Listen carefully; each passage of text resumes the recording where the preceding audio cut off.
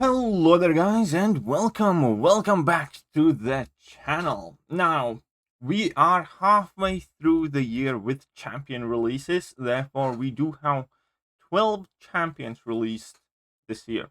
Exactly half. Well, technically we have 13 champions, but for all intents and purposes we're not gonna look at Scarlet Witch Sigil yet, just because the only version of her that has been available yet is still at the moment a 4-star, and with that you can't really judge the champion fully.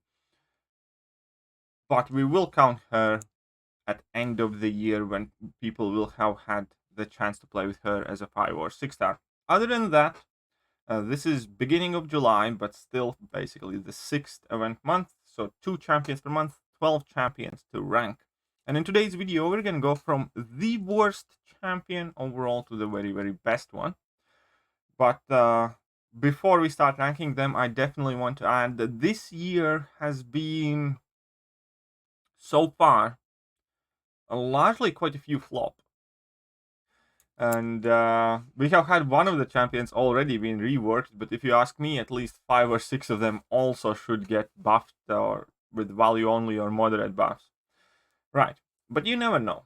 There are champions that are late bloomers and are appreciated way later after they get released, and that is kind of the story here as well, because all of these champions get added to the crystal basic pools only several months after they are released, and the part of the reason that we haven't seen them, well, used in competitive content might be simply down to the fact that not everybody has access to them yet, and the game's still changing. So I fully accept the idea that when I do the same ranking at end of the year, when we will have full list of 24 champions, the rankings will look a lot different. Perhaps they will look exactly the way they do right now. So let's start with spot number 12, and spot number 12, to nobody's surprise, is Super Skrull. A champion touted with all of the abilities of Fantastic Four, but way more shit than each and any one of them individually. Right, there is absolutely nothing redeeming. Reading his spotlight, he had a couple of immunities. He had ability to falter the opponent, fury buffs, and incinerates, but none of that matters. The fury buffs are some of the weakest fury buffs we have ever seen to any champion, I believe. What is it? 400 fury? That's a tiny fury. And his overall base damage is bad, and yeah, really, this champion is borderline unplayable, and even if he would receive a numbers increase, I don't think he would be all that important, just because his playstyle, his play loops are fairly demanding. You need to be paying attention to many different things, and it just would not be practical. So as far as the champion releases go, I think Super Skrull is a complete miss, an absolute fail, and I don't really understand how he has made it to the game, but here we are. And spot number 11 is Psycho Man. So, got released in the same month as Super Skrull, and the problem with Psycho Man is not only that his numbers are pathetic, which they are, and realistically, when champion has a bad numbers, well, you can fix that very easily, increasing the attack, increasing whatever else. But his playstyle also feels relatively disjointed, and ultimately is just one of those cases where champion can technically do something interesting, which was completely basically power lock, heavy spam lock opponents. Then Kabam even took that away, but nobody was gonna do it just because of how weak Super Skrull hits and how long it would take to finish a fight. It kind of reminds me of Terrax upon his release. His abilities aren't awful. There are heal, block ability, accuracy reduction, power control, plenty of, quality stuff, but all executed just way too complicated, way too complex, and way too insignificant. So, Super Psycho Man takes spot number 11. Spot number 10 at the moment is gonna be Purgatory. Now, Purgatory is another champion that is fairly complex. We can see that if you take a look at the abilities, there's a ton of them going on. and on paper some of that actually looks quite good, but nothing just works anywhere near well enough. The best thing about Purgatory is the synergies. There are some very cool synergies that I do like myself, but in general, her numbers are not there. Her utility is far too situational, and for a Kabam original character, it's the biggest flop that they have had pretty much ever. Maybe next to Civil Warrior initial release, I think, if that is a Kabam original. But yeah, I think a lot of people are and have been disappointed with Purgatory in pretty much every single aspect aside from her animations. Animations are great. I like using her like in arena and stuff like that just because it looks cool. But I do not see any realistic need or use for her anywhere in game, much like with the Psycho Man Super Skrull as well. So unfortunately, Purgatory is just meh. And yeah, the damage is also pretty much making her borderline unusable. Next champion is Mangog, a champion with a hatred of billions of beings. Still, it's quite weak, if you ask me. And it's kind of a weird situation with Mangog where he does have several cool things with him, but I think that Mangog was a champion that got mistuned. He was basically made as a mystic character that should be quite good, let's say, with Liquid Courage and Double Edge and Recoil Masteries by having several forms of damage mitigation and stuff like that.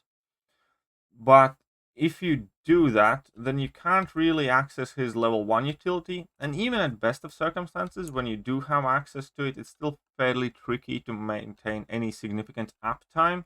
And that level 1 was kind of like the best thing that gave him all sorts of different abilities, and granting him full immunity to shock, incinerate, cold snap, frostbite effect, and stuff like that. Yeah, I have not seen Mangog do anything for anyone in the game in any meaningful capacity, and yeah, I do think that the idea for him was to be like really hard hitting, but then they downtuned his numbers to account for when people use him with Liquid Courage and Double Edge in order not to get too carried away.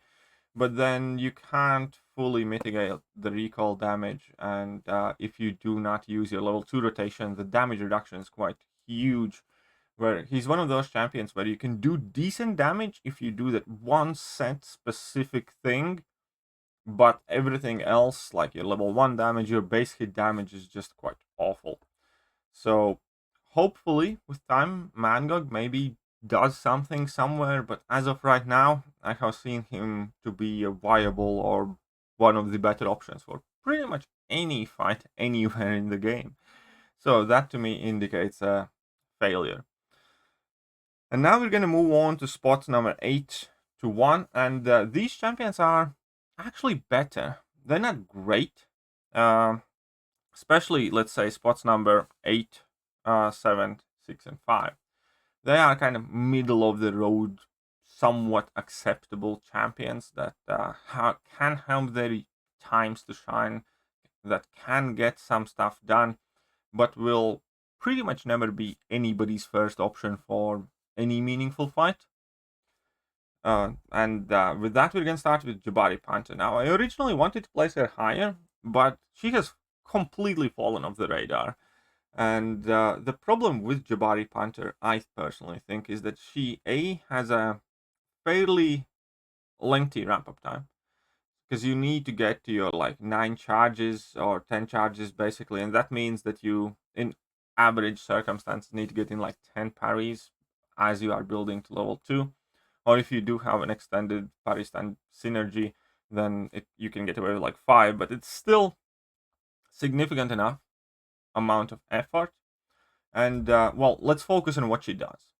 She has a cleanse mechanic, but that cleanse mechanic is not complemented by any purify. So any debuff that does sneak past, you cannot purify. You can just basically prevent new ones from coming. So it's not the most potent cleanse ability. Like, for instance, a simple champion like Kingpin who only has 60% Purify ability accuracy, has that secondary mechanic where once you reach 8 debuffs, including his own rage debuffs, you automatically purify all the debuffs that you hack to on you. So even if you're not using Hood Synergy with Kingpin, or you are using the Hood Synergy, even if some debuffs manage to squeeze through, you still have a way how to get rid of them afterwards. Similar situation would be with Shang-Chi, for instance. You purify active debuffs on you, and you prevent future debuffs on being placed on you. Jabari Panther doesn't have that. So she has like weaker version of debuff management. Double that, she has bleeds, which is like, fair enough. Plenty of skill champions have bleeds. And what else she has? Like crits, damage. But it's just not enough. And I think the biggest reason this champion is failing is her base stats.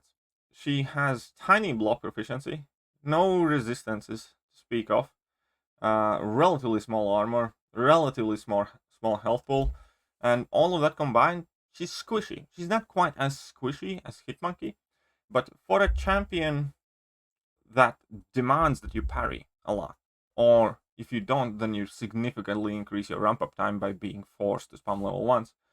For a champion that requires you to constantly land parries, to have health pool and to be squishy is just criminal. That's kind of like the same argument when Call Obsidian got released, and he was feeling super squishy, even though his block proficiency on paper was exactly the same as Gladiator Hulk's. But the difference there was that Gladiator Hulk didn't have a playstyle of parry heavy all the time, and you did not take so many hits on the block per fight. So the chip damage for Gladiator Hulk, even though for each individual parry might have been exactly the same as Call Obsidian, but the fact that you don't need to parry all the time, it wasn't a problem. Now, when you have situations like this, where Jabari Panther has to parry a lot in order to access her full potential, and in any kind of like harder piece of content, you end up losing a significant chunk of your health by playing the character right. And yeah, so she's not awful champion. Some people like her, it's perfectly fine. She's definitely not for me, and she definitely hasn't done anything of any impact to this game. So I would still class that champion release and any champion below her as a complete fail from design perspective. But then again, let's move on. Jubilee. Now, I have given Jubilee a lot of grief, and fact of the matter is that she isn't an awful champion. Had she been released in some different class with maybe slightly different variability, she might have been very decent addition. The problem is that she doesn't shine anywhere, and especially not in medium class. Now, she's another one of those 2020, 2021 trending champions that has just insane amount of abilities. I play with Jubilee now and then, and Jubilee was a character that I wanted to be added to the game for ages. The way she is right now, I would have preferred if they didn't, because she's just mediocre incarnate, basically. And you can approach looking at any champion from different perspectives, and obviously my perspective naturally comes from higher up in the game, and there is just absolutely no need for this champion. If you pull Jubilees like your first 6-star or your first 5-star, I do believe that she can help you tackle plenty of obstacles along the way in like Act 5 or monthly event quests and stuff like that. But as far as like top tier content, endgame content, Act 7 and whatever else is concerned, she just doesn't really have a reason to exist. There is no reason to give her catalysts over more than a dozen better mutant champions in mutant class. But she's playable. She's adequate. She's again one of those champions that's kind of like a Ronin, jack of all trades, master of none. And another thing that I think she is once again similarly to Psycho Man, a champion that just kind of suffers from too much stuff. There's too much abilities. You have 3 fireworks, and then each of these fireworks have their surge modes, and then each special one and special 2 do some different things, and then the other thing based on which firework you're in, and it's just too much, and none of it's really worth it or good enough. So as a champion, she's fine, she's adequate, but there's just no real need for her or no real reason to invest in her over waiting for a better champion. And that is the unfortunate situation we are with Jubilee. I really wish they didn't add her, because she was my most wanted champions. Unfortunately, I don't know. The way I look at Jubilee now is worse than I did before. Anyways, and let's start on with a more recent addition, which is Overseer. And Overseer, let's just say it, for a playable Maestro, is disappointing. Now, he's not awful, though. I do think he has several relatively redeeming qualities. One of the worst things about him is a relatively lengthy ramp-up time per fight, which I'm not a big fan of. But other than that, I think he's fine. Similar to Jubilee, there is absolutely nothing that he does amazingly insane. Damage output is sufficient. It's not up there, it's not the weakest one. There are some pieces of utility that could be useful. He has a failsafe, he can auto-block after special attacks, he can place debuffs on opponent as they are launching special attacks, reducing their ability accuracy, some burst damage. Another just, so far, maybe. I do have a slight feeling that he might be the Silver Surfer of 2021. As in, he might be the champion that seems to be compatible with a lot of future content and just happens to work. Similarly, how Silver Surfer now is definitely a better champion than when he was released, due to the nature of new champions being released, due to the nature of Cold Snap, Incinerate, or Shock debuffs being more present, and him being able to deal with that, so on and so forth. And yeah, Silver Surfer now is a decently good Cosmic Champion, and we value him higher than we did when he came out. I suspect similar thing might happen with Overseer, but until it does, he is not the most awe-inspiring Hulk in the game at all. And that's sad. That's sad. Right, let's move on to spot number 5. And spot number 5, I'm going to give it to Mr. Negative. Now, Mr. Negative, in my opinion, has a cool kit. He has a very unique and interesting idea behind him. I also think that he's being held too much back by numbers. His base damage output is really, really shit. And all of his damage, all of it, like all of it, is in level 2. So if you're unable to launch a level 2 by any reason, or if you're unable to build up dark energy properly when you're doing the base hits, if you want slash need to throw level 1s or level 3s, it sucks. Like, even on his level 2, his base crit damage is like couple K. It's just ridiculously small. So I definitely do think that his base damage has to be improved, even if it's not maybe his base stats, then maybe improve the Fury buff that he gets from spamming heavy attacks, because that Fury is 471 attack for 10 seconds, and 471 attack is like 10% or something like that, or 15%. And it really doesn't last all that long, considering that he often converts it. So that's minuscule improvement there. And I think perhaps the biggest problem is with light energy, where the light energy expires in 6 seconds as soon as you go over 10 stacks. I really think it should be doubled or tripled, because that alone makes him quite stressful to play. Dark energy duration, I think, is like 16 seconds or something like that, but that's, yeah, 16 seconds. That is a lot more manageable. The light energy, short duration past 10 stacks make him also fairly tricky to play. Overall, though, most of you don't actually know it, I took him to rank 2 in the morning just for funsies. He's one of the dopest looking champions, and that probably does earn him a slight bias from me, where he looks absolutely amazing. And there is some piece of utility there. It's just, again, he fails to answer a question of why would I use him ever? That's it. Like, why does he really deserve those catalysts? Why would I use, given the choice, given the fact that I have access to plenty of champions in the game, why would I use him in any kind of scenario as one of the best counters?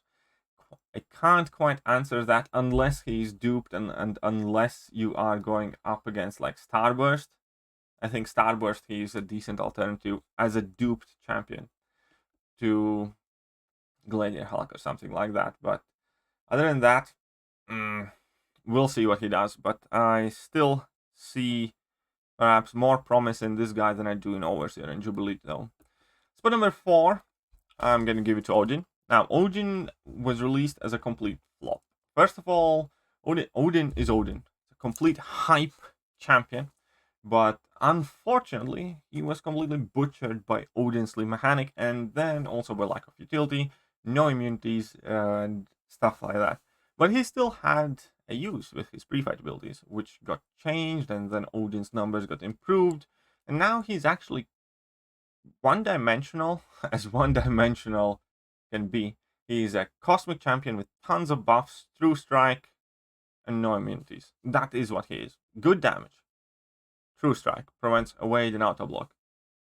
No immunities, but he also has the added utility, obviously, of some relatively cool synergies and his pre-fight abilities, which he can give to any champion and that are helpful. So I haven't really seen him make much of an impact as a champion himself, but having access to him is relatively important.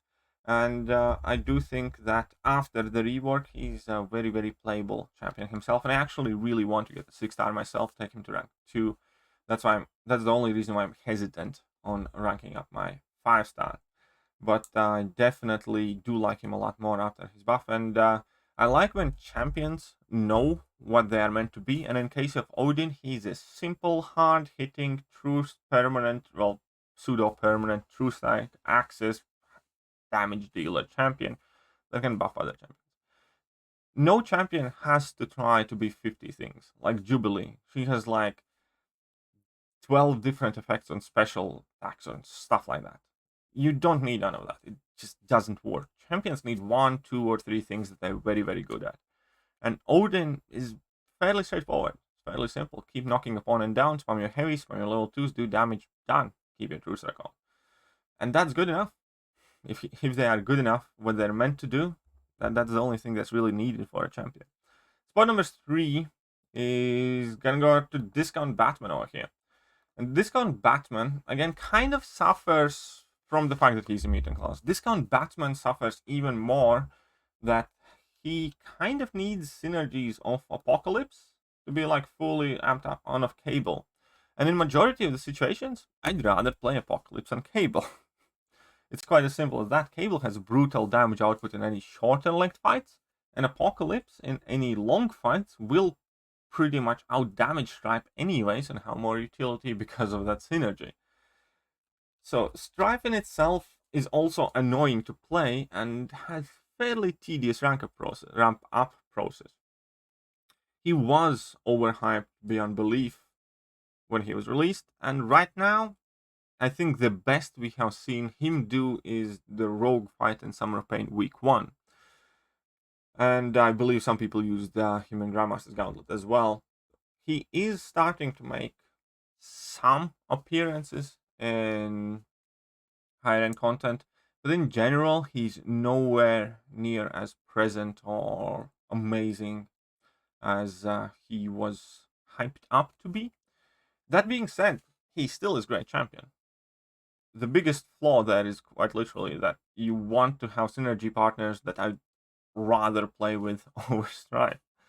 But he still has great damage output. He still has plenty of utility, bypass passive damage back, can prevent evade, has access to miss mechanic. There is plenty of good stuff, and I'm sure he's gonna pop up now and then. Hopefully, as more and more people get access to him, we can see some more of him. But in general, even though he is one of the better things that we have had this year, he also is a bit of a letdown, especially when you put it in contrast with all that hype. I'm gonna be absolutely honest, that level of hype when I fully expected him not to deliver, but to see and hear about it everywhere kind of made me dislike the champion even more. It made me think like that sucker is not a mutant Aegon, and everybody's gonna see that in a month or two, and that more or less has happened. Now there are several people who love him, but at the same time you can't deny the weaknesses that he has a lot more finicky and annoying playstyle to ramp him up. He needs his synergies, and but at the very least, he is capable. If you look past all of the downsides to the champion that he was compared to, he can be an alternative and he is capable. He's just somewhat purposeless at the moment, in my opinion.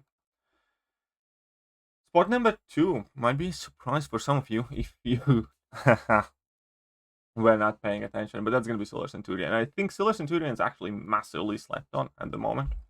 And I did pull this guy recently as 6-star, and I really hope to dupe him because I actually have quite a lot of interest in the guy, and I do think that people paid far too much attention to his unrealistic mega damage build-up where you kind of like go on lock-on and then exit it on purpose in order to try and get some couple more plasmas and stuff like that. I think that's not what he's meant to be. I think that is not what's important about the character. I think what is important is everything else.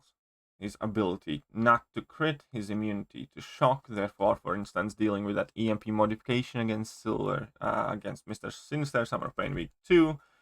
And he has very respectable damage output. He can be quite chunky once you're locked on an opponent.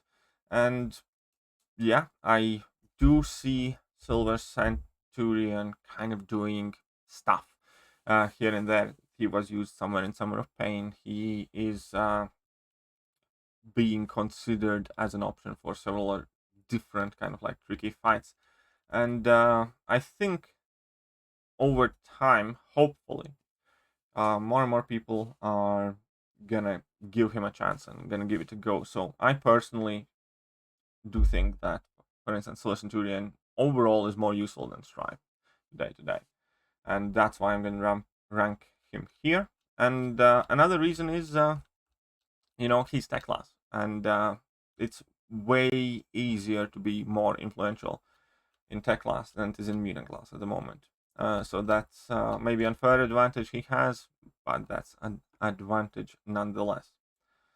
And last one is Shang-Chi. Now, Shang-Chi, I'm not going to talk too much. Shang-Chi was overhyped beyond belief. I think he's slowly kind of like being lowered to his actual level. There are people who believe that he's the best skill champion in the game. I'm personally not one of them. I do, however, really like Shang-Chi, and I like how you can control him. I like his piece of utility. His damage output is nowhere near crazy as people think. That is another thing, though.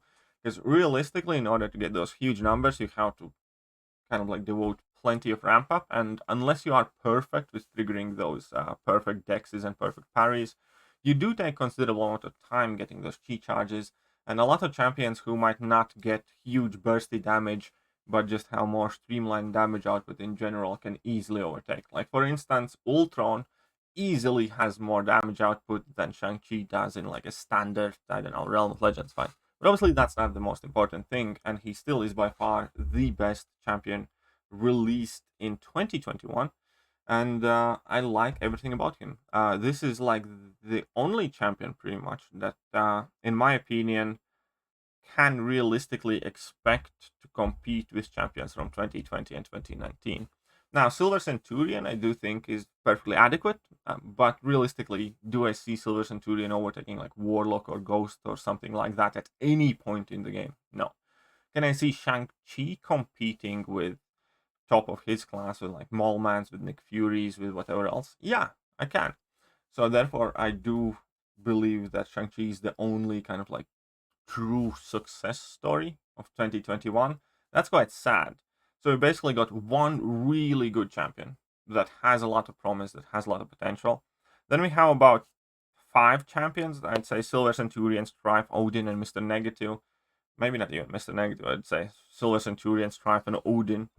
that can have and more than likely will have some place in a contest to do some certain things, but are never going to be at the top of their respective classes. Then we have another like 4 champions, Mr. Negative, Overseer, Jubilee, and Jabari Panther that could do well with a bit of love from Kabam, but I think it's a huge shame that more than half of the champions released this year will have no relevance in the game unless they get some sort of tune-up or buff. And those would be, the Overseer, the Jubilee, the Jabari, the Mangog, the Purgatory, Psycho Man, Super Skrull. Bottom 4 need a huge improvement. Mangog, Purgatory, Psycho Man, and Super Skrull are absolute failures. Anyways, this has turned out to be about half an hour video. However, these are my thoughts and opinions about the year so far. I would be lying if I would say that I'm personally happy or satisfied with the champions and their abilities or the choices of the champions, to be honest. I think it is quite worrisome when a third of the champions released this year so far are not really Marvel. We have Jabari Panther, Silver Centurion, who are MROC crossovers, and we have Overseer and Purgatory, who are MCOC originals. And given the fact that we only have really like 1 or 2 powerhouse names released this year out of 12 champions, then we have another 4 or 6 kind of like middle of the road, maybe slightly a bit more obscure but relatively unknowns. Then we have completely 4 brand new champions. All I'm gonna say there is I hope we do not see anything to do with Gabe Wares or MROC for the rest of the year, because I think we already have had too much this year. I think everybody can bite their lips for 1-2 champions a year, but 4 in 6 months is just too much. I want to play Marvel Concept Champions. I don't want to play whatever that is. Anyways, let me know what you guys think about the rankings, about the names and the champions chosen to be added so far, and the rest of it. And that is it for this video, and I'm gonna catch you guys soon. See ya.